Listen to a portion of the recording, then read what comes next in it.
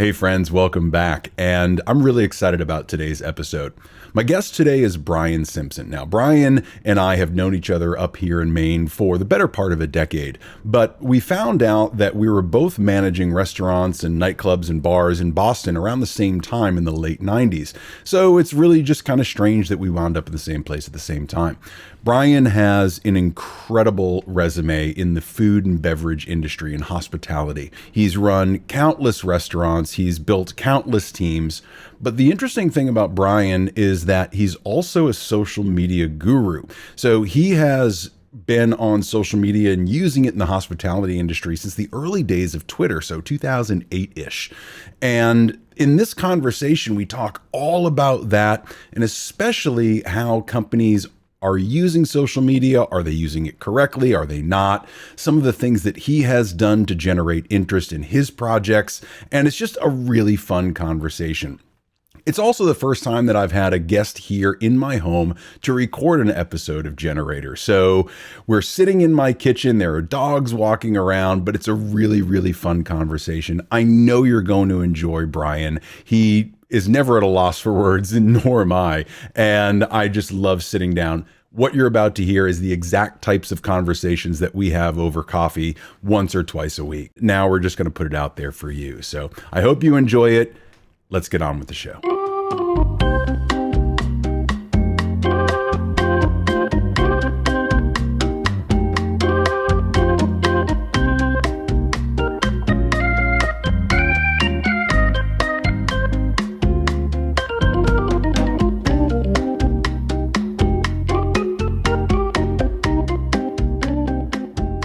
So here we are. You're the first guest in the kitchen version of Generator. I've never set anything up in here. I have no idea how it's going to sound. So everybody that's watching this or listening to this, just take all the technical stuff with a little bit of a grain of salt because I don't know what I'm doing. However, Brian Simpson, my guest, you do know what you're doing. Thanks for coming in. You do this all the time. Oh, yeah. I set up video equipment and audio in kitchens all the time.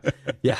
No, this is awesome. This is great. I am used to doing crazy things all the time, so this is perfect. We're here at the end of the ski season.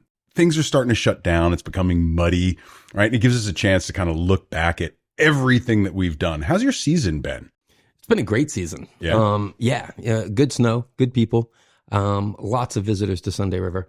So, great team of people. It's our second year up there this year. So it was a great season for us. At Definitive. Yeah, at Definitive Brewing. Yep. Over last year, we opened last year. So it was all figuring it out. This year we were on cruise control and the guests were there and Sunday River did a good job making snow, a few good storms. So it's been a good season, but yeah, now it's time for some grass to start showing through some of this snow, I think, soon. You ain't lying. Yeah. I talked to everybody else all across the country and they're like, oh yeah, the tulips are coming up and the grass is green. And I'm like, we just got a snowstorm last night. We got another 5 inches. I'm not loving this. I just want winter to be over. Right. I'm done with it. And we love it, right? I mean, that's why we're here. We want winter. We need winter. I think the area, thrives on winter, but when it's over, it's over. Yeah. We're ready. Without a doubt. All right. So give everybody a little bit more of your backstory, right? Because the more I've gotten to know you over the, 13, 14 years, I'm fascinated that every time we talk, there's something else I learn about you. Like, oh yeah, I did that. Oh yeah, I was here. Give people a brief kind of synopsis of how you got started in the restaurant business or social media and community building, all that sort of stuff. Born and raised in Kennebunkport area. So restaurants were always my life. My first job, I was 12 or 13 washing dishes, down in Kennebunkport, then moved on to literally doing everything there is to do in restaurants. Started working at some of the hotels in Kennebunkport. So just started fine tuning everything I did within hospitality. It wasn't like I was being taught this stuff other than just learning it through working, being one of those guys that did everything in the restaurant, at the hotel. So as that progressed, as you get older and you got to be a little more responsible, I started just branching out, worked in bike shops. I was a bike racer, rode bikes, spent winters at Colorado Springs, the training center for a couple of seasons through high school. And still working in the bike shop, it was very much like working in the restaurant. Same thing. You're still helping guests, right? It's still front facing. You're still trying to feel them out with not every person wants the same meal. Not every person wants the same bike. So it was all these little teaching moments as I came up through and eventually moved to Boston, and worked in the restaurant industry down there for 10 years. Moved to New York City and helped reopen the Plaza in 1998 or 2008, I'm sorry. 98 is when I moved to Boston. And in 2008 to New York and the Plaza. Still, to me, I would like, all right, I've reached it, the pinnacle. I'm at the Plaza Hotel. I'm a food and beverage director. This is awesome.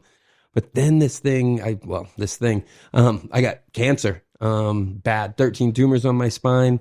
So going through cancer, I started using this thing called Twitter. It was real new, I don't know, different from everything that was out there. It's texting, but live to everybody. And I found some wine people on there, some people from Napa, Gary Vaynerchuk, which was across the river in Jersey. And I'm like literally sitting there in chemo one day and I thought, wow, hotels and restaurants need this.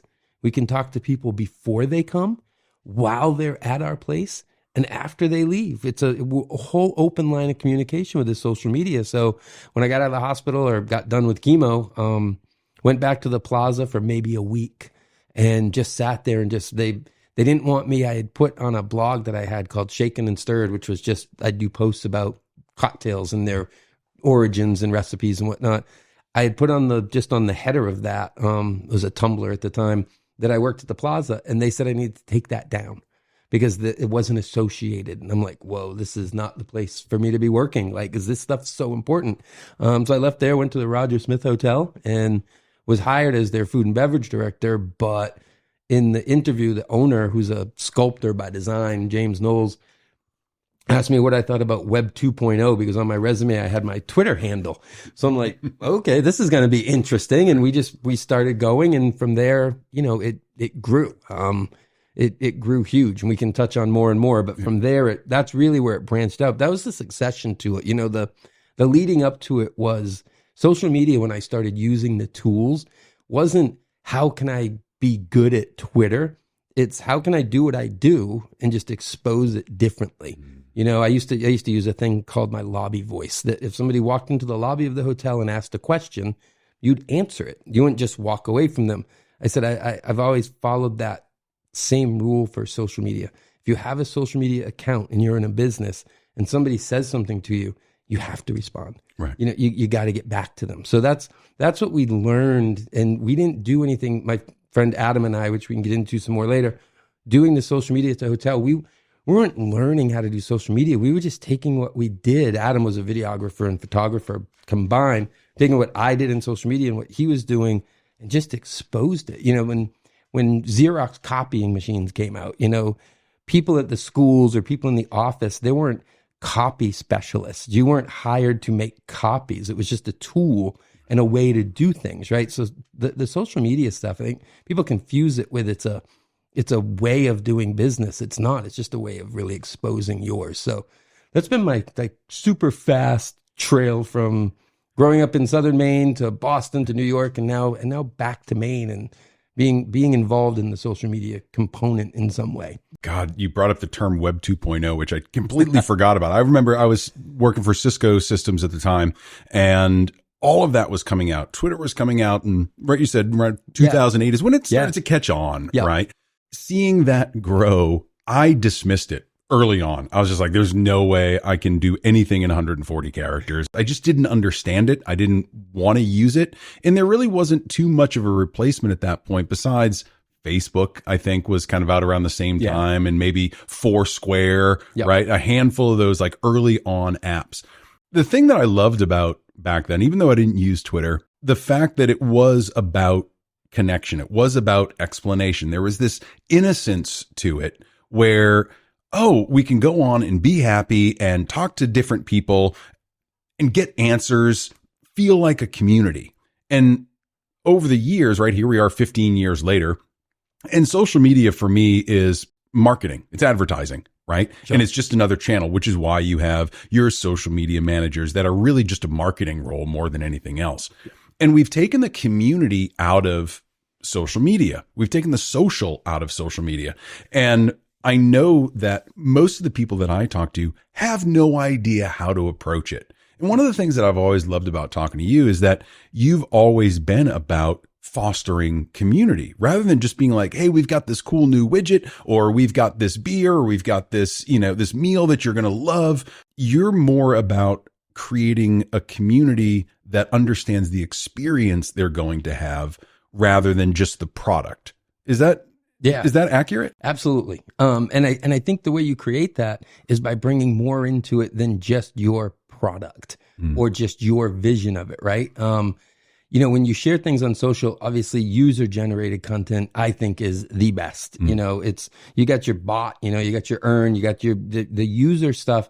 It's just so real, and it's them. They will share it. The best thing I think I can do is when you see somebody, whether it's at a restaurant or a hotel, and you ask them, hey, can I grab a picture of you and your dog? You have a Twitter handle? What's your Twitter handle? We'll post it. And when you post it from your business account, but you tag them, it makes them feel over the world important. Just because it's like, oh my God, a business tagged me. And you could take a random picture of a random employee in a hoodie with a dog and say, okay, great. Or you can take a real guest. Then when you share that, they'll share it to their people, right? If you just share your own stuff to your own people, then that circle gets real small, real fast, where these people will share it to people you don't know. And then they say, oh, wow, Timmy was on the deck at this place at Sunday River. We got to go check that place out. You reach people that you'd never reach just throwing your own stuff out there. So that's where people miss it. It's important to market and to use it like a tool that way. But I think too many people have just turned it into an advertising channel, and it defeats the power of it. People often look at social media and they forget that Facebook is different from Instagram, is different from Twitter, is different from any other social app at all, right? You've got all the different ones, Truth Social and Vero. You have to know the audience that is on that for you to target your messaging correctly. Sure. Right? Oh, 100%. So where do you sit? If you could briefly summarize from a layman's view, how you view Facebook versus Instagram versus Twitter and how you use it, like what audiences do you see on each one of the platforms and how do you address that? Twitter's just become a mess. And again, being, I can sound old, being one of the first 1,000 people I think that was on there, it used to be really easy to pop on and, hey, I'm going to Chicago. Any friends out there have any recommendations for a place to eat? And you'd get some people telling you some cool stuff. Now, hey, I'm going to Chicago. Why the fuck you going to Chicago? Jesus, you know what I mean? But it used to be more, and now there's so many people in there and the bots and all so to me, Twitter's a bit of a mess, but I still have my account. I didn't drop. I think there's still maybe savior there. Instagram I see as literally pushing content. I think it's the best place for photos and quick videos and quick, easy, digestible, fun.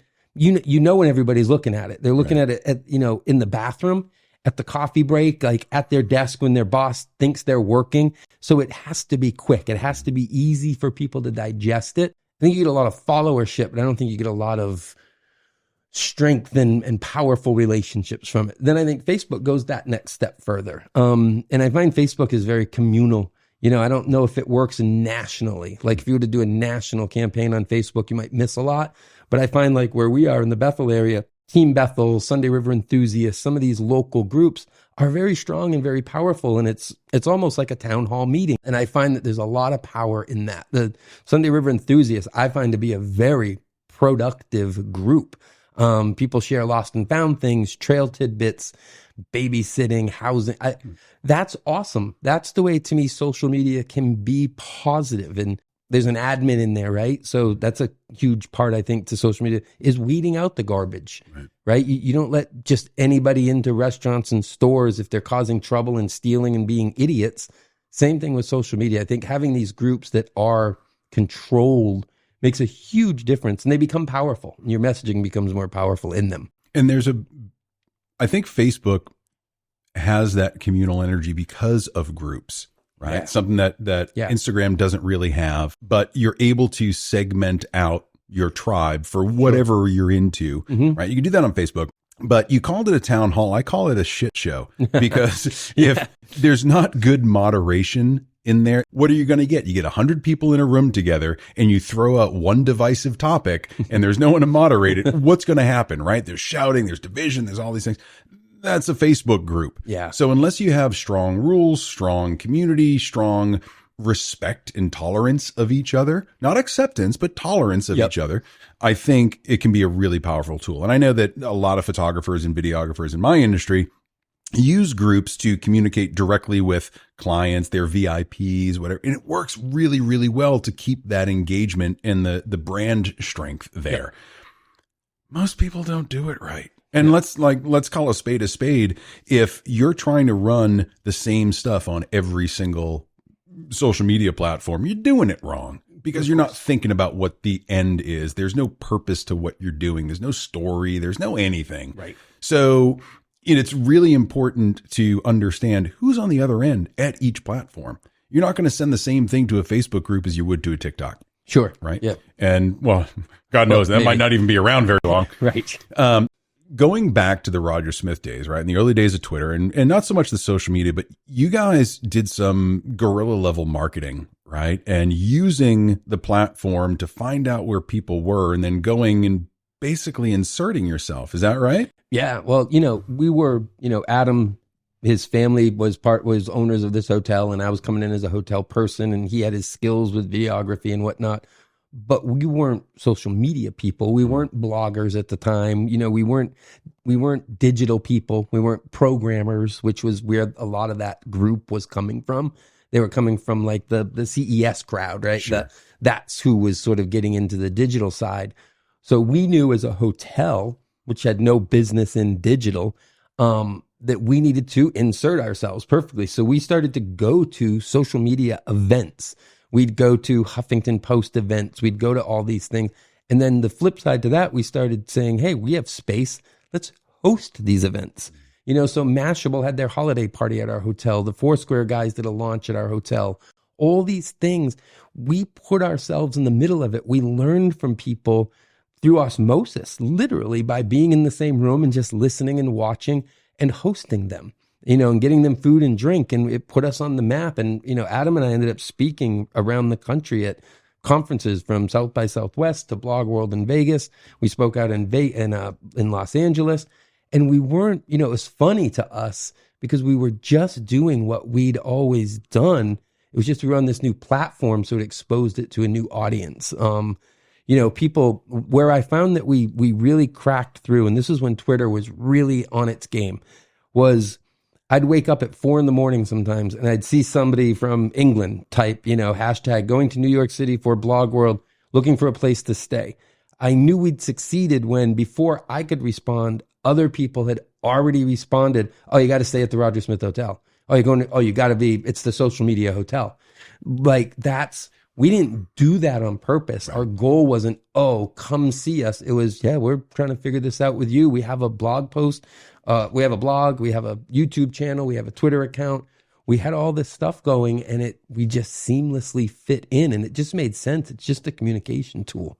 How quickly did you see other hotels jumping on? Immediately. Yeah. Immediately. As soon as we started talking at conferences and people were sending like their marketing people, their CFOs are going to these things like, how can we use, and then they see these two guys just like randomly up there in hoodies talking about what they do and how they do it. And these literally companies, Hyatt and whatnot, trying to figure out how are these guys blowing us out of the water? And we were showing revenue stuff too, like monetary. We monetize, like, here's how many people booked.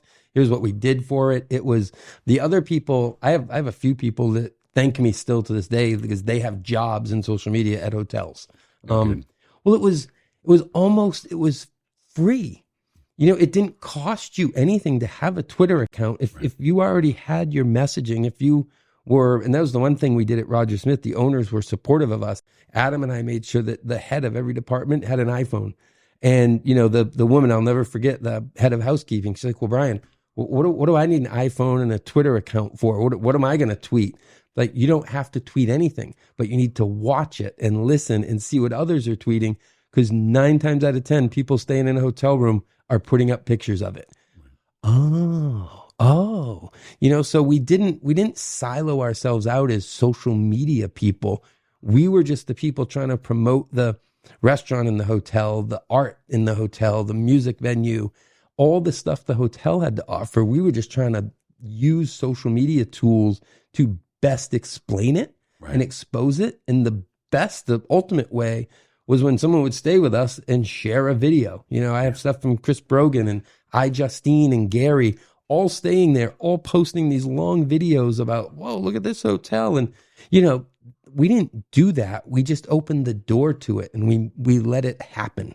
Yeah. We allowed it to happen, right? That's the corporate stuff back then was real tricky. Like, oh, what's this? Who's that? Who's saying what?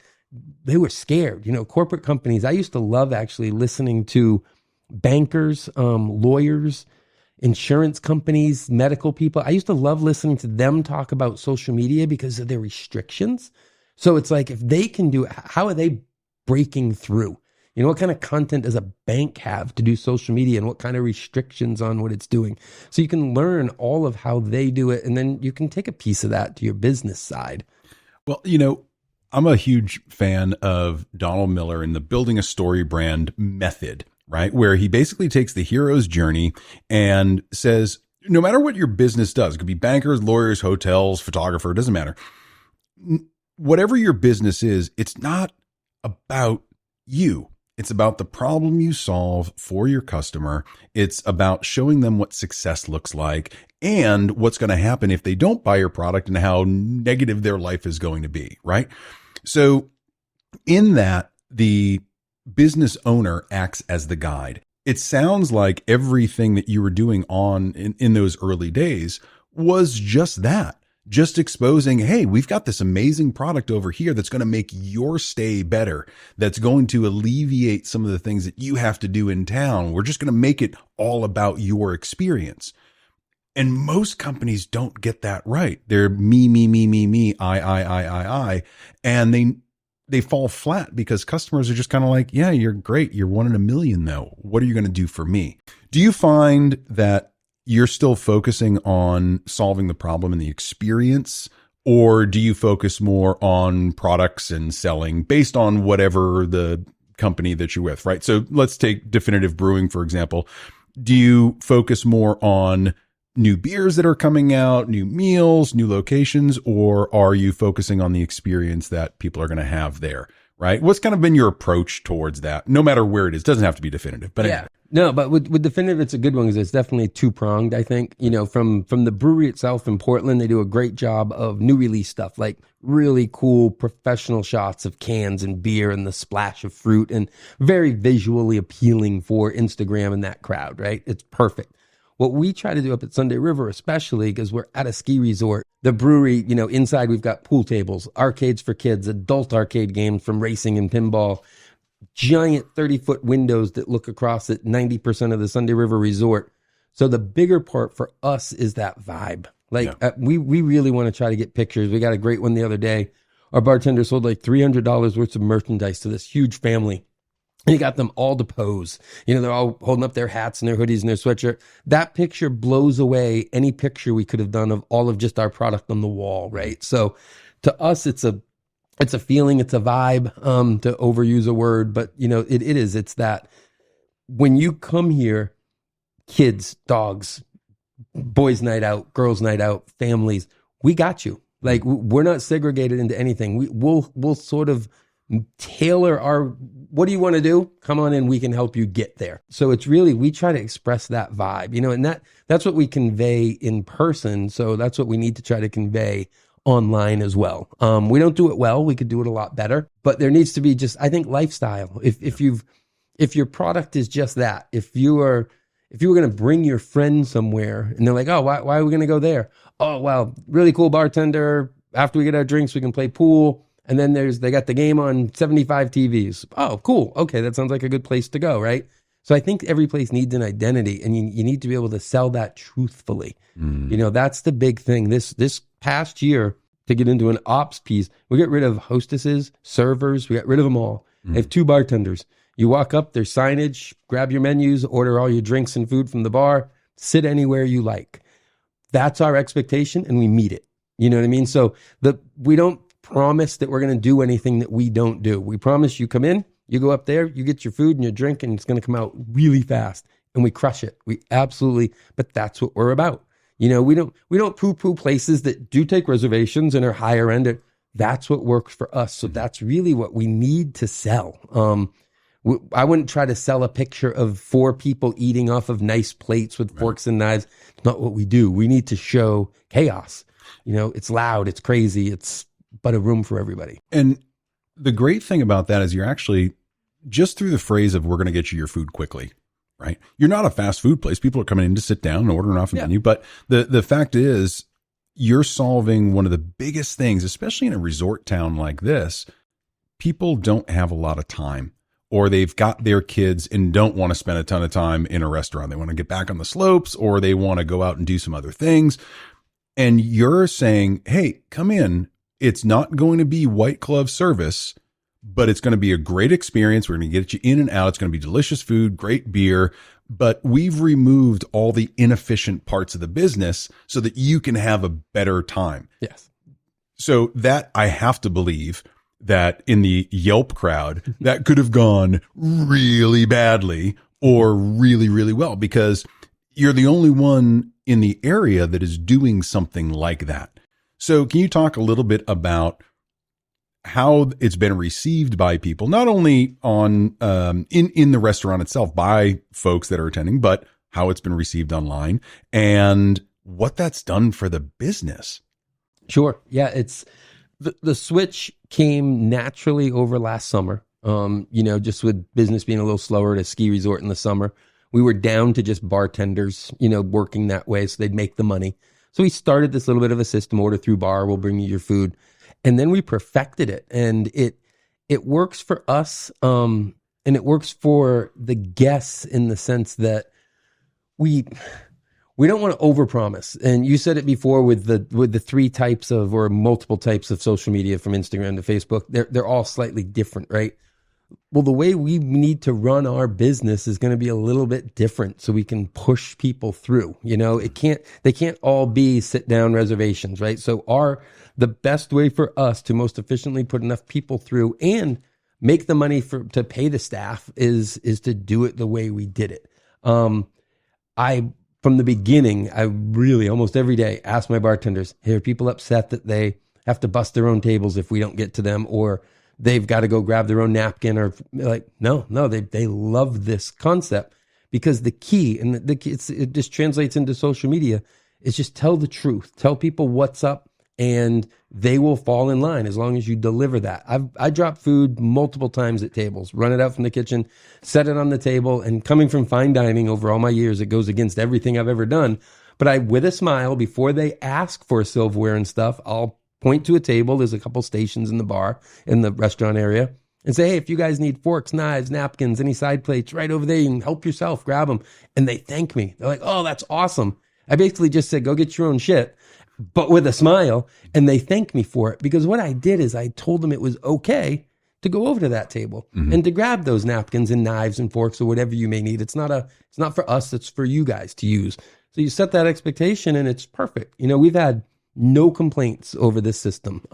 We did get a bad Yelp review last week. We don't use any paper, paperless system. So we can send you your receipt via email or text, a million other ways. And this person was, guy complained that he couldn't get a receipt. We said, oh, we'll text it to you. He's like, oh, forget it. And the next day on Google, 1-star review that just said, try getting a receipt from these people.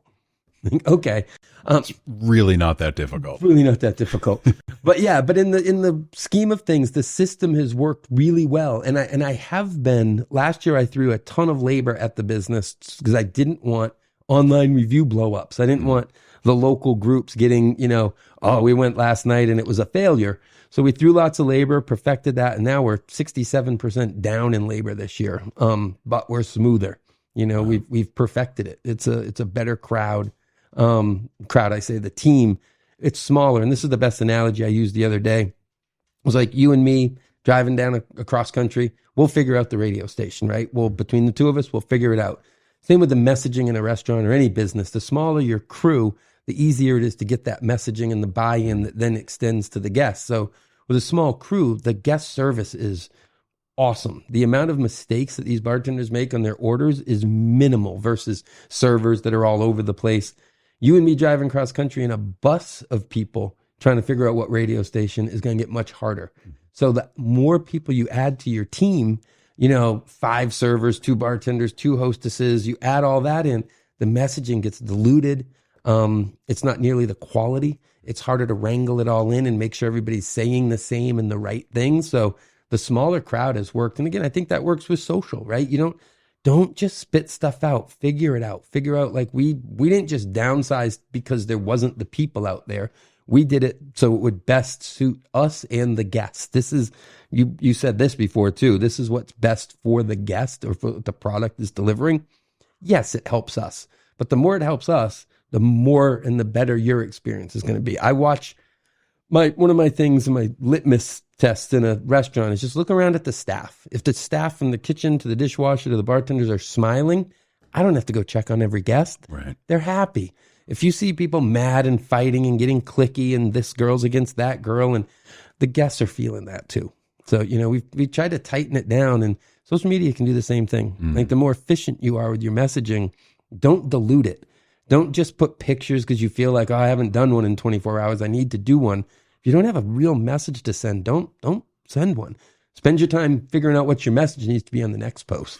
Therein lies a few different topics. One, you've automated the process to the point where it gives you the freedom to think about how to solve the real problems that come up, right? So you automate things, you let people get their own silverware, you bring out food quickly. Now you've got a little bit of wiggle room to think about, okay, well, if a problem does arise, we have a fryer that goes down or the bartender passes out or something, you now have a lot more room to just solve that problem. Yeah. And everything else is self-sufficient. Whereas if you're running a really busy bar or restaurant or huge Facebook group, if you're not messaging correctly, you're not setting the right expectations, you spend more time putting out the small fires, and that takes away from the overall experience. But I love what you said about having a message and setting the expectations up front. You're very clear when people walk through that door what they're going to get and how it's going to be great for them. For sure. To translate all that to social media and how companies are using it, if you're not putting your story out there and telling people what to expect, they are going to make up their own stories about what you do and how you do it. I know that I run into this a lot of the time because I'm not cheap. I am expensive, but there isn't a person that spends $1 with me before they know exactly what it's going to cost across the board. Right. And I let them self-select if they want to go through with it or not. But I'm also very upfront setting those expectations of, okay, it's going to cost you $3,000, $4,000, $5,000 for what you're talking about. And if they say that's too much, okay, well, here's some referrals to people that are going to help you out professionally at a different price point. Perfectly fine. I want you as the customer to get what you want. It might not be with me, and that's totally cool. I appreciate the opportunity. However, there's plenty of people out there that can give you exactly what you want. I've actually had people, it happened recently. I referred a woman who was down in the Cape Cod area. And so that's 5 hours from where we are. And she found me through some of the ads that I run on Google. She loved the style and wanted to know, she had a photographer that took care of her family for years, for generations. And he passed away recently. And so she said, would you be able to recreate an image in his style for my latest grandchild? Because I have the same picture of every grandchild throughout the years. Can you do that? And I was just like, without a doubt. First, I'm sorry about your friend. That was awful. It must have been amazing to have someone like that for years. Yes, I can do it, but I'm 5.5 hours from you. So here's someone that is 20 minutes from you that I know personally, does an amazing job and is going to help you out and specializes in children. I don't specialize in children, right? You take what you know, you understand that this isn't going to be the right fit. You solve that person's problem anyway. And what are they going to say about you? Yeah, he couldn't do it and he helped me. Like he was awful, right?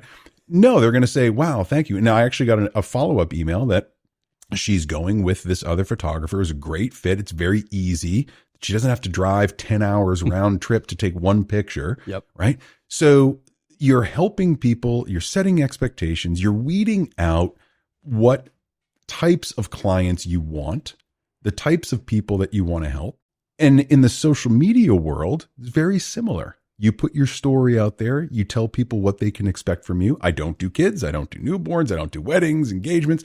That saves me a whole lot of hassle. Yeah. From telling people no. Mm-hmm. I want to tell people yes. I want to make them feel good about coming to me. So in the world of social media, what I see is so many people just throwing shit at a wall, hoping it sticks. No plan, no storyline, nothing to connect, no matter how authentic you may be, nothing to connect the person to your brand. And we were also having this discussion before we pressed record about the storylines that you weave in and out of these businesses. Yep. How do you go about that? I've always been a story fan. And this goes back to way before social media. One, being a bartender, and I still think I want to write a book about the analogy between bartending and social media. I found early on I would sell the most wine from the person who came in and trained us the best on it. And there was usually a story, right? So whether it was the artwork on this bottle was the winemaker's daughter, or the vineyard was bought from the money that the grandmother, whatever it was, if you had a story to tell someone, it was less about explaining the technicalities of the grape and the balances of the pH and the sugars, and all that stuff is not for your average person. But the story about where this came from, oh, that's cool. So the storytelling I found early on, and then the same thing, any bartending, as you're making somebody a drink, oh, well, Irish coffee, oh, well, it started here, there, and this is story. It engages people. It makes them feel better. I forget what the exact quote is, but it's very famous about, if you want someone or people to help you build a boat, don't give them tasks of cutting wood and chopping trees and doing this. Explain to them the value and the joy of the ocean. Then they're going to build your boat because they want to go experience the joy of the ocean, right? So same with any product. Just tell the story of it. Don't lie. Don't embellish. Tell it with what it is, and people are going to get that. And the other pieces too, I think, to any business is don't think that you can please everybody. In the restaurant world, I assume that 10% of the people that come in every single day are going to be upset. I just assume that, not that we're slacking, or it's impossible to guess what everybody else's expectation and wants and needs are. But if we set ours, we can always go back on that. Like you said, no one's going to get mad that you referred them to another photographer who helped them out. Right. But you can't get mad, right? But that's social media to me. That's, if you did that online, that is what becomes that. What you did is a nice referral and good business, right? If you had done all that publicly on a Twitter chat or on a Facebook thread, that's social media. That's selling other people's stuff, telling other people's stories, because then yours will connect, and doing it the right way. In New York, when we were trying to work with hotels that would always say, well, hey, this hotel is doing this and this, we want to do something like that. Stop looking at what's already being doing. What's your clientele? What's their bracket? What's their, economic status? Okay, cool. What magazines do they read? What watches are they buying? What cars are they buying? Figure out what other stuff. Don't just push your agenda, push that lifestyle piece, that whole experience. And you, I don't do children. I don't do the wedding. Awesome. So you know what you're going to get with Matt. And it's probably going to be super professional. You know what I mean? If somebody did all these things, I'd be more leery about it. Like, how good are they at all of these little pieces? Where what we do at Definitive this year especially was, we said, here's what we'll do. You come in, you order your food, we'll get it to you. Boom, boom, boom. And we've done it all year long. And I promise nobody does it quicker. And with the smiles, because it's a small little team. We did 90 people 2 weeks ago off the menu. They walked in the door at 6:05, 90 of them. They wanted a buffet. I told them no. And that upset them. He's like, well, we usually go to this other place and get a buffet, and that's how we've done it over the years. I'm like, I'm not setting up a buffet. I've got a beautiful kitchen in the back. We'll make the food, have your people come in, order what they want. We'll zing it out. Within 40 minutes, everybody's food orders were in. Within an hour, everybody had eaten. In an hour, 90 people. I mean, we filled the entire upstairs. But we made the call. Here's what we can do for your group. Well, we don't want that. Well, go down the street, go to the other place. Well, you don't want our business? No, I absolutely want your business. But I don't want to give you a bad experience. And doing what you want isn't going to fit with us. which means it won't be a good experience, you know? And so that's where sometimes people do, especially in our industry, I think people that aren't seasoned in it are way too quick to cave because they think the customer's always right, or that they should do it because it's worth the buck. You know, I don't do coffee or dessert at my place. And I've gotten into fights with people. They're like, how can you not do coffee? I'm like, I don't do coffee, man. Like, I don't do dessert. I want you to eat and leave. Eat, leave, have your beer, great.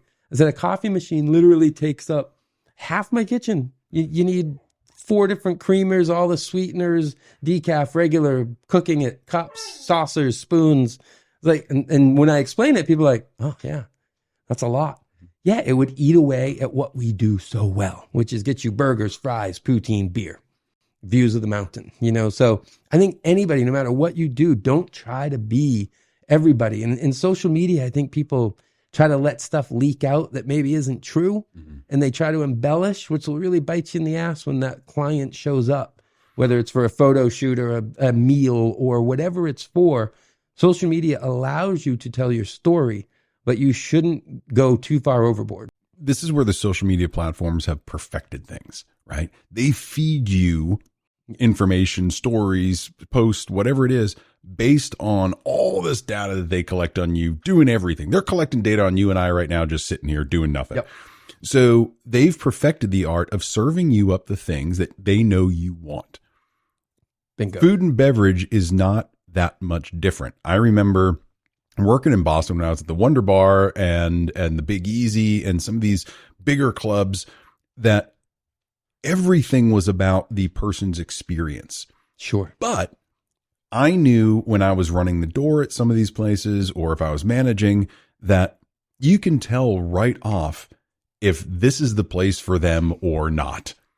And sometimes it's like, this isn't the location for you. You're not going to have a great time. You got 2 little kids with you. It's a punk bar. You're not going to have a good time in there.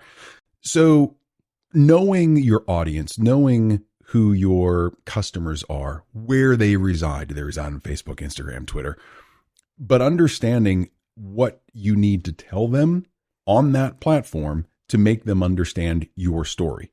So long as you show them the value of what you're providing, if they don't see that or you don't tell people up front, there's no way that they can understand. And again, they're going to make up their own stories about what you do and how you do it.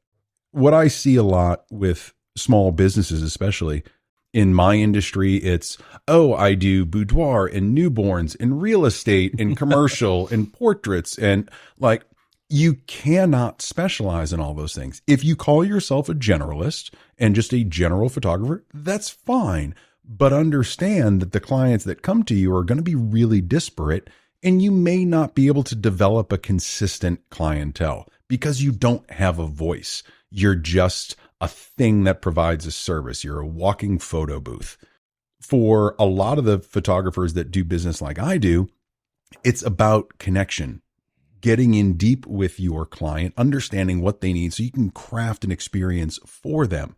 It's not about mini sessions. It's not about getting in and out quickly and making a couple of bucks. You don't go to Smith and Walensky because you need fast food and you just want to get in and out and get some chicken tenders. Right. It's not why you're going there. You know that they're going to give you an amazing experience. And I think a lot of small businesses forget how to do that. They don't know what their message is. They don't know what their story is. And certainly their staff doesn't buy into the mission, the story, whatever you want to call it. And when you have that, it's just hoping for the best, hoping people come in and like what you have. Yep. But they're not going to certainly go away and be like, you have to go to this place. You have to go to Brian's spot. Right. They're going to say, yeah, it was fine. Right. Not memorable in any way, shape, or form. It seems like you've intuitively always kept this kind of authentic, stay in my lane thread, but always focused on the customer experience. What's the most creative thing you've ever done to bring people in the door? I'll tell you something we did. And I won't say it was like maybe the greatest promotion, but it was something cutting edge, right? This was probably 2009. We tweeted something out in New York and said, hey, we're coming up with some new menu items for the new menu. We'd like to have some local Twitter people come in, We'll feed you. It's on us. Try some of the new items, and whatever you guys decide is the best out of certain categories, we'll put them on the menu. And we had people come in, they did it. They were tweeting stuff as we went. And literally when we did our new menu, 2 of the items said, as chosen by the people of Twitter in New York. Like, and people were like, what do you mean? But it got the conversation going. People that didn't know what Twitter, what do you mean Twitter? People were choosing that, and we'd explain it. It started conversation. But it also, those 10 people that showed up thought it was amazing. We did it a few more times. Stuff like that is what attracted our attention with Gary Vaynerchuk, and he came and did a whole week of wine library at our hotel. We were just looking to do stuff that weren't necessarily hugely impactful in a numbers way, but more unique. More the uniqueness to it. I mean, we were known for our bacon at Roger Smith Hotel. So there was actually like a hashtag social media bacon for a long time. We just known for our bacon. We went to Blog World in Vegas, and we literally cooked up a bunch of our maple soaked bacon, wrapped it in tinfoil, put it in our carry-on, brought it out, walked into like a 500 person auditorium. We walked in the back door, and Chris Brogan's on stage. He's like, I think the Roger Smith boys are here. That's definitely bacon I'm smelling. But those little things, we knew bringing bacon to that Vegas thing was gonna resonate. It was gonna hit, right? Because that was part of our little, it's that to me is what keeps stories going. You know, like you can tell a great story, like, okay, cool. But in our world, especially if you have a business and online, that story can't end. People are, what's next? Where's the next part? You know, so that was a continuation piece of a story. You're creating social proof. Yeah. Right. Yeah. So that whole experiment that you do with Twitter and having it be like, voted on by the people of Twitter of New York, all you're doing is saying, don't believe us. Yeah. Believe these other people that you don't know. Yep. Right. Because you're going to look at us and think that we're trying to sell you something. Right. Which we are. But it's very clear through, report after report after report that comes out that people will listen to their friends more than they'll listen to whatever advertiser. Big time. Right? So you were just doing that in a different way. You were creating social proof, right? My friend Chris Brogan wrote a book called Trust Agents, and it was all about trust and that stuff in your community. Exact example I used all the time.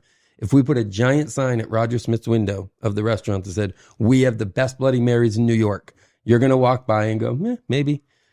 If my buddy Matt messages you and says, they've got the best Bloody Marys in New York, now we've got the best Bloody Marys in New York, according to your friend Matt, and maybe now you. Mm-hmm. Boom, boom, boom, right? That's what social media is all about. And it doesn't matter. You don't need 1 million. That was one thing that Gary taught me. Gary V early on taught me. He's like, there's an audience for everything. And I forget exactly what he said, but stuffed pandas. If you have a Twitter account for stuffed pandas, somebody out there is going to follow you and be equally intrigued. That's all you need. You need that one other person who's equally invested in your thing. He's like, yeah, then it scales, but don't get lost. And I think that's what happens in social with auto follows and all this. Oh, yeah. People get lost on, I need followers. I need numbers. Dude, you said it about the photography. As a restaurant owner, I'd rather have 5 guests a night that all gave me $1,000 than 100 that all gave me 50. You know what I mean? It's that quality over quantity.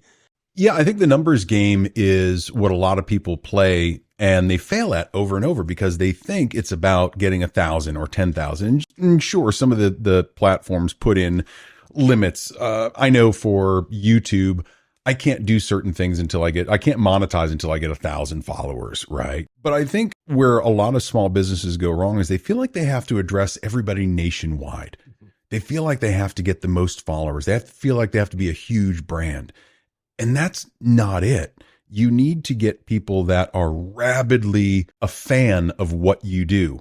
And that doesn't have to be 10,000 people. That can be 4 people. But as long as you're talking to the specific audience that loves what you do, it's not about the numbers game. I forget who it was, and I would love to credit them, but my brain is mush. I've got 2 brain cells in a cage match, and neither one is winning.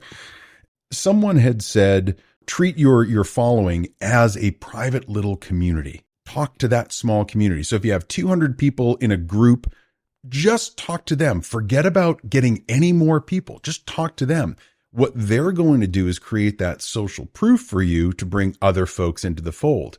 Yep. And it's going to be people that are truly interested because they've listened to their friends and they will come and invest the same way. The Bloody Mary is a perfect example, right?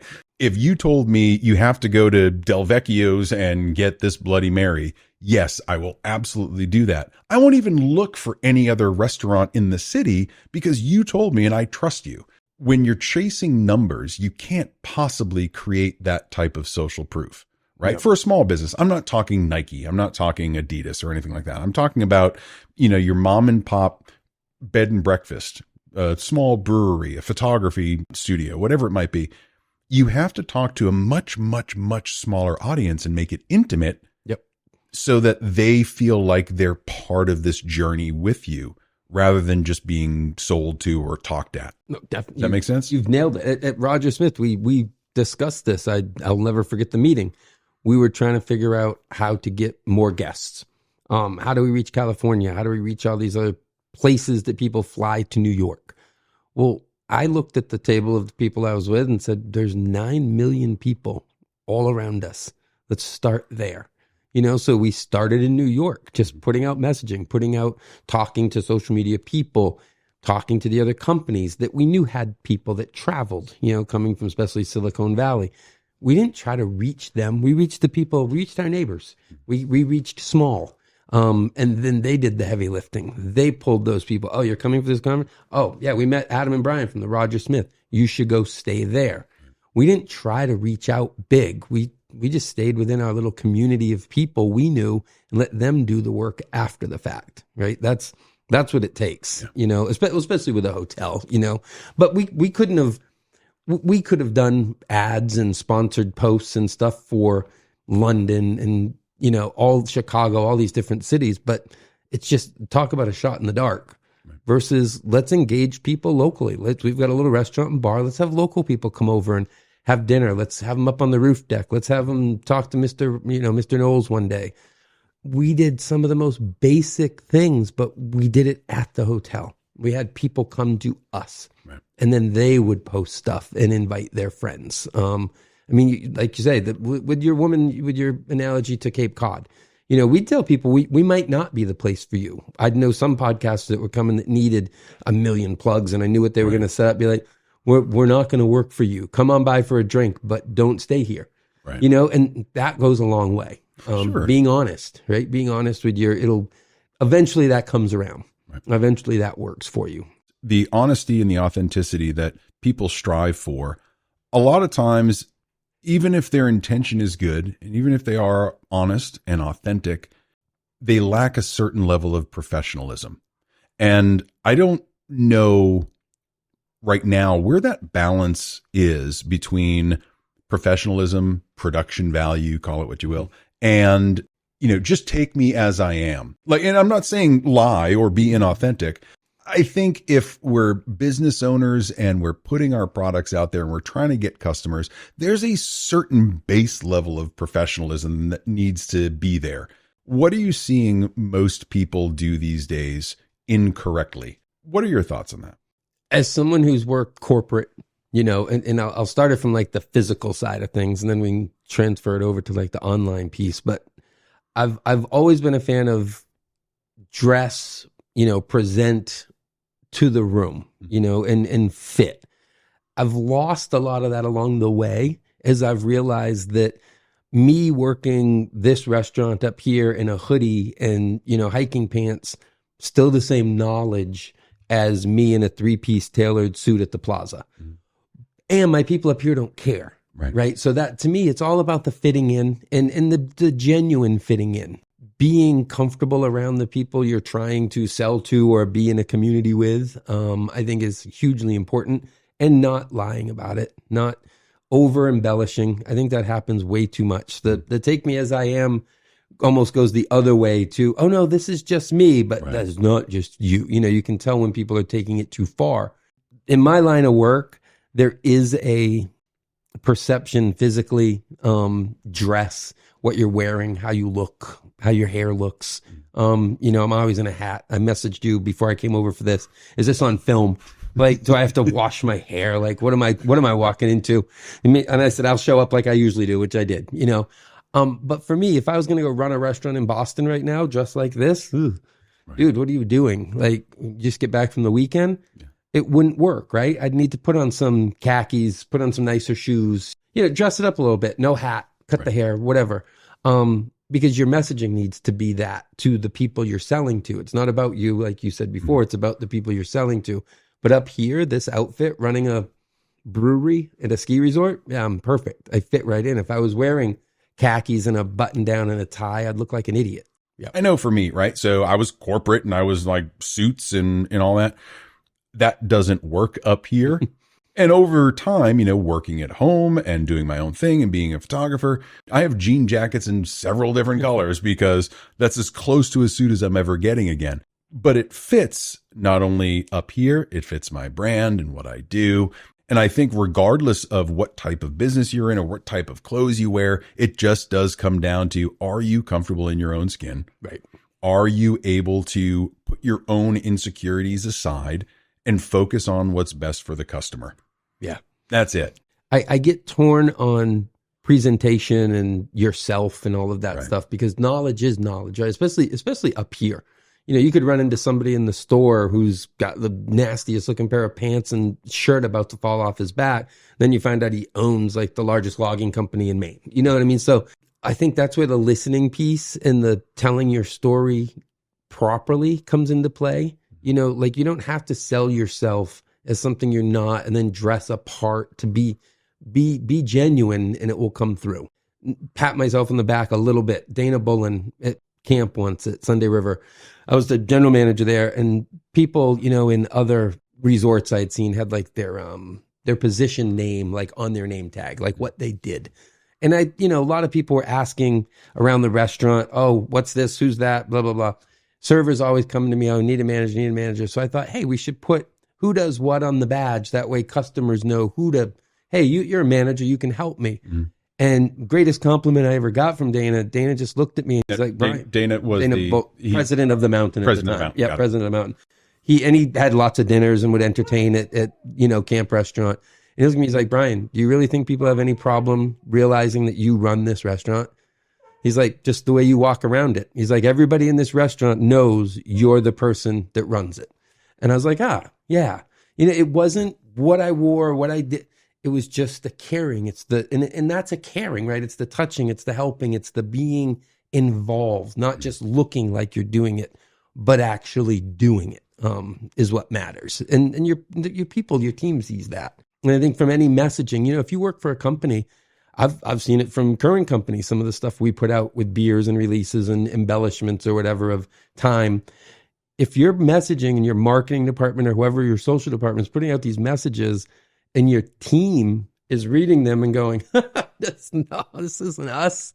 We're not going to do, so you've got to be honest all the way through so you get the buy-in all the way through. That's not just something you can switch on and off and be like, oh yeah, we just posted that, but yeah, do this over here. Sure. That messaging transcends, and it's important that your team is looking at that stuff too. They're looking at what you're posting because it's them. They're part of that. Right. They tell people where they work and what they do and who they are, and that messaging needs to be in line for everybody. You can't sell your team you can't sell out your team. You got to pump them up, if anything. And they're going to be your biggest advocates, big time. Right now, as I try to figure out how to land this plane over the next 15 minutes or so, where are you seeing the pendulum swing? Right, we started with innocence, right, in the early days. And now it became like super hyper marketing. You're being sold 24/7. And there seems to be this movement back towards the center-ish. As we look at the past 20 or 30 years, do you feel like we're moving back towards just having innocent, good conversation? Or do you feel like people are just becoming savvier marketers of themselves? Is there inauthenticity in that? What do you see as kind of the future of people interacting on these different platforms? I think that people will slowly start to go back to smaller groups. At least that's my hope. Luxury travel, cars, all these different genres, right? I think that those groups in better moderation and maybe, within other platforms, like we talked about earlier. Facebook groups are good, but moderation becomes the issue or the sticking point. Maybe Twitter or Instagram or the next one has something that's a little more group oriented. I think Airbnb is a good example within the lodging segment of the world, right? Like used to be travel agents that you went to and they booked your trip like it was some secret how to buy an airplane ticket. Then it was online travel. Okay, cool. At least it's all here. Now everything's so siloed out that I really think something like an Airbnb is like, oh yeah, I don't travel like that anymore. Here's how I travel. I go to this one app that I'm really in tune with and I trust because I've stayed at multiple Airbnbs, and I'm going to use that resource for my lodging.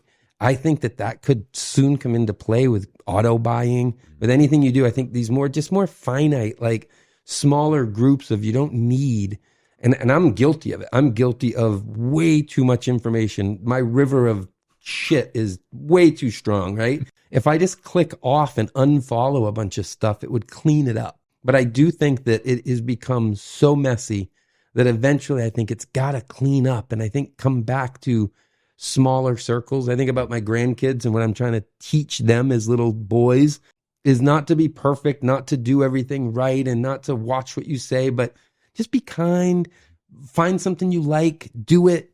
Don't worry about what your friends did or are doing. Do your things. You got a lot in front of you. And I think that's what social media is really, it's fucked the world up in perception. In that, one kid sees what this kid got, and then why can't I have 7 PlayStations, Mom?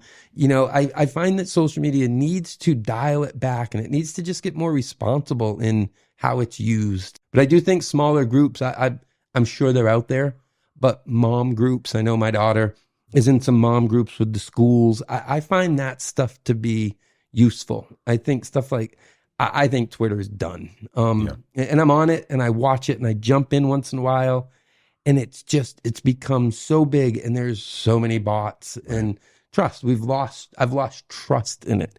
When I could look through my thread and knew 99% of the people, cool. Now it's just too much. And I think social needs to reel itself back in. I'd like to see it continue to grow. I'd like to see the next generation of people utilize it in a more realistic way. You watch the videos that are out there now and it's mind-boggling how much fake information is out there, So I find the trust of social media has been disbanded a little bit. Well, everybody's a guru now, right? Everybody's a guru. They write 1 or 2 things on ChatGPT and now they are an expert at, hedge funds, whatever it is. Right. There's this movement especially in the photography community of bookings are slowing down, right? There's a looming recession. Things are changing. Photographers are starting to panic and go, what do we do? What do we do? And there's this new influx of education, new influx of educators of all doing the same thing. It's kind of this gold rush thinking that I can just say I'm an educator. I've got all this free time and the people will come.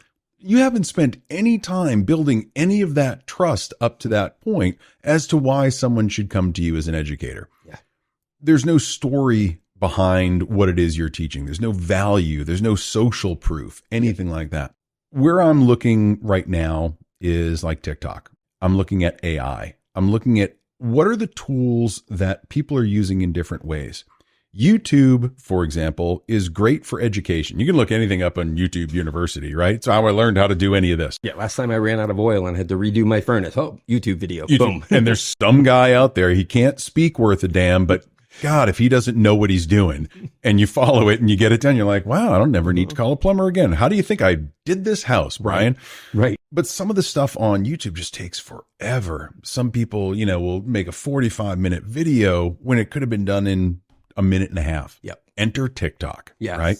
So now TikTok has taken this condensed, I want to learn something, I want to see something new, and reduce the time limits to now, 1-3 minutes, whatever it is. Yeah.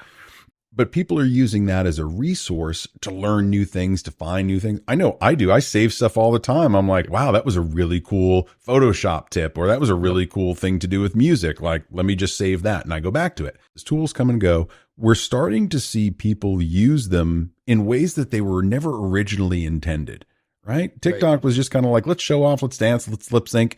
And now it's an education resource. Yep. And I think that's where the older generations, right, the ones that aren't throwing out a hip or, slipping a disc trying to do a dance, where they're saying, wow, there's a lot of cool information here. I can use this kind of the same way I used YouTube, but I can scroll a lot faster. With all these tools out there, with so much information now, where do you think people's behaviors are going?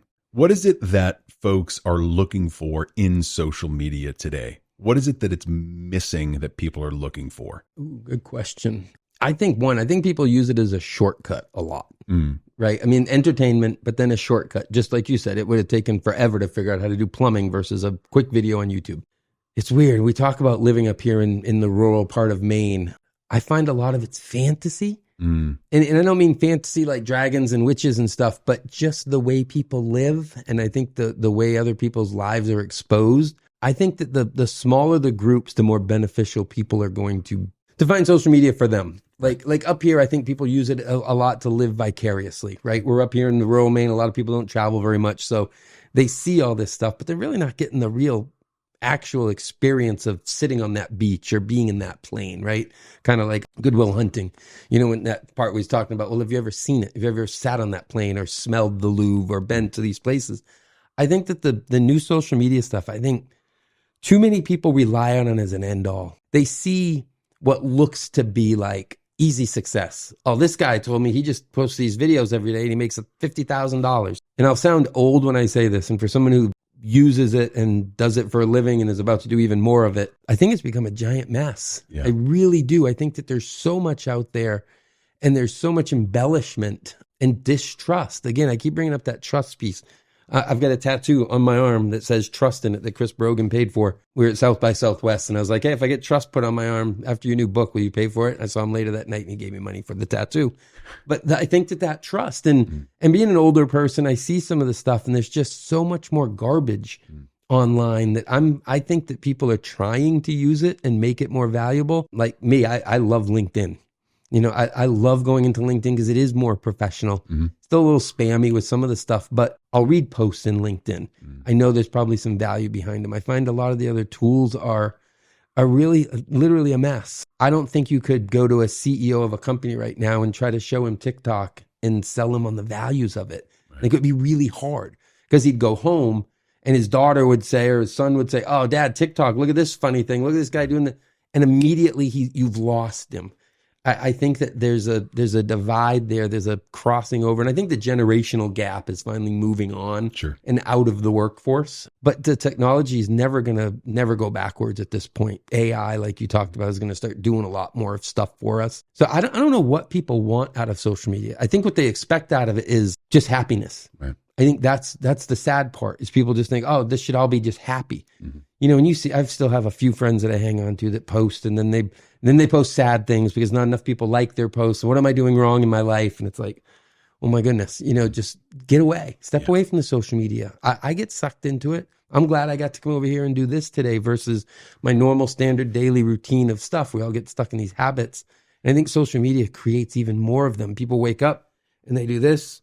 Yeah. And then they're going to the bathroom and they have a meeting and they're at a stoplight and everything is what's happening. It's like, stop, just slow down, do your thing, contribute what you have. You can't do all the sports, right? You can't own all the toys and do all the sports all the time. Same thing here. Like pick a few things that you want to follow, that you want to be engaged with, pick the right ones. And it still happens today. And I still get mad at it. And I'll still say it when people either say, hey, we put a sticker up somewhere, check it out, or follow us on Facebook. Okay, why? So any platform, anything that's moving forward, my first thing always now is just why. Like, not that I'm tired of it, but it's, hey, follow my YouTube channel. Why? What am I getting from it? Follow my YouTube channel because next week I'm going to do a thing on a thing on a thing. Oh, cool. Okay, yeah, I want to see that thing. I'll follow you for that. But it's turned into pyramid schemey, gross, weird, lot to offer, but a lot of garbage. Yeah.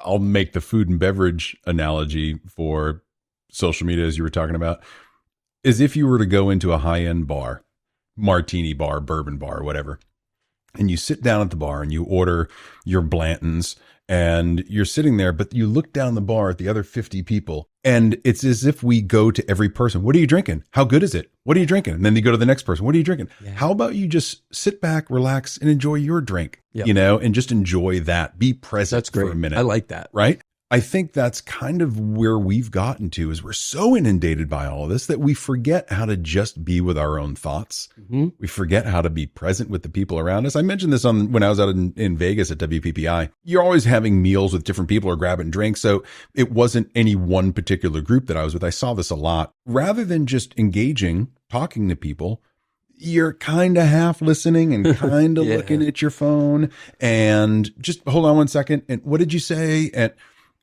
it takes you out. So not only are you not interacting well online, you're not interacting well in person anymore. Mm-hmm. So if that's how you're treating the people that are your friends, right? What are you doing to your clients? Yeah.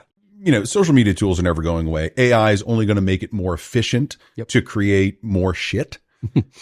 I'm going to use as much AI as I can in my business, but I understand the nefarious side of what it's going to be used for. And it scares the shit out of me.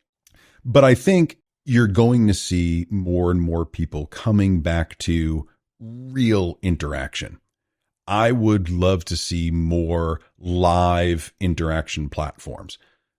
During the pandemic, I started doing a lot more of this on Clubhouse, right? We were doing with the Artist Forge. We were doing a daily 1 to 2 hour podcast where we'd talk about all sorts of things daily for a year and a half. But the best part about it was we would have 20, 30, 50 people in the room at a given time that all wanted to interact. And in that was the pure value of that platform. And that was why I was all in on Clubhouse, was you had this instant feedback from people that were interested in what you were doing. The asynchronous nature of everything else just doesn't give you that same feeling. Hell, we're recording this right now. I can't look at comments on the screen. They can't redirect the conversation. So it's asynchronous. Clubhouse was great because you could have that instant interaction. The trend that I'm seeing is people wanting to interact with something live. If I'm going to spend my time, I want it to be worth it. I want to feel like I'm part of that thing. Sure. I know for me, when I let stuff out, I try to make it a bit more interactive. I try to have that story. I try to make sure that people are getting some value from it, not just, hey, here I am with my cool new thing that you can't afford. Right. To make you feel bad about you. This is what I got. I'm so much better than you. I don't want to do that. Yeah. Help me figure out how to get better so I can make my information for you better. What is it that you want? Making it about the crowd, the listeners, the fans, whatever it is. Making it about them, not you. Big time. The reality piece is crucial, right? I mean, especially what I do, whether it's luxury hotels, restaurants, whatever. I said this at a conference once. Somebody said, what is your main goal at Roger Smith Hotel with your posts? I'm like, to get people to stay here. Right. Until someone wants to send us money to not stay here, the goal is always heads in beds, always. But the messaging isn't heads in beds, right? The messaging is storytelling. But the end goal, nothing I used to love more than being in my office and seeing somebody tweet out that they had just checked in and walking downstairs, be like, what's going on? How's it? I'm Brian. I'm the Twitter. Oh, holy crap. Like I had a guy once who actually, he was sitting on our roof deck, smoking a cigar, doing some work. And he put a post up, a little picture that said, man, it'd be great if the sun wasn't so bright out here. I literally got up from my desk, walked, grabbed an umbrella, walked out the door to the roof and just walked up behind the guy and put the umbrella in the middle of the table. He just turned around and he's like, that's social media. There has to be, at least in my world, there always has to be that real component, which is probably why I'm more of a naysayer of how it gets a little messy and it's a little garbagey. Because to me, the end result, I want to see people. I want to shake your hand. I want to see that you've experienced the hot tub, the restaurant, the check-in, whatever it is. We want to see that experience from you. And the interesting thing, I just came up with one more analogy, and this can probably be one of the final ones between the food and beverage and hotel industry, hospitality, and social media is you're trying to get heads in beds, right? You have a certain capacity of the hotel. You can only fit 1,000 people in the hotel at a given time. You can talk to more people, but those 1,000 people are your captive audience that you need to treat really well. Yes. Treat these small communities like gold. You don't have to please people that are just going to book at the Hyatt or the Plaza anyway. Right. Why even go after them? Right. Focus on the experience that the people are having with you, your product, your service, whatever it might be. Focus on that, right? Because when you're listening to the guy that says it's too sunny on the roof deck and you come and fix his problem, he's never going to another hotel. Right. Right. At least not in New York. He's Right. going to go to where he was treated Yep. really, really well. He was listened to. He was valued. Yep. Right. And that makes all the difference in the world. Well, you want real life analogy? This is perfect. So, and I had a few people at the bar laugh at me the other day. Hopefully the person on the phone didn't hear. Crazy Saturday night, the bartender picks the phone up. I'm like, oh my God. And like to go, hey, Brian, are we doing to-goes? And I literally yelled. So people at the bar, probably not the best thing, but me being me. I was like, I don't give a fuck about anybody at home. We have a bunch of people in the building that we're going to take care of first.